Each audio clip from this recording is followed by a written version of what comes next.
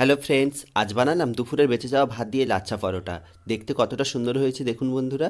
এর জন্য নিয়ে নিয়েছিলাম মিক্সার গ্রাইন্ডারে 1 বাটি ভাত এবং একই বাটির 1 বাটি ময়দা, 2 চামচ সাদা তেল এবং সামান্য পরিমাণ লবণ ও চিনি দিয়ে ভালো করে এটাকে একটা পেস্ট করে নিলাম।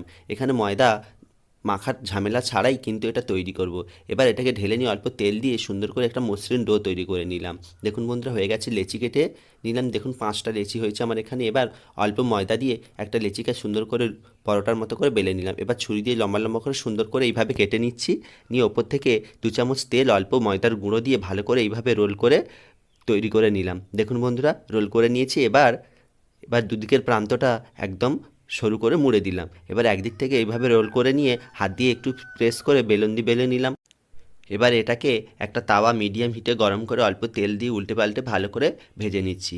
বন্ধুরা, এটা খেতে দুর্দান্ত হয়েছিল আর তাওয়া থেকে তুলতে তুলতেই ছেড়ে যাচ্ছে।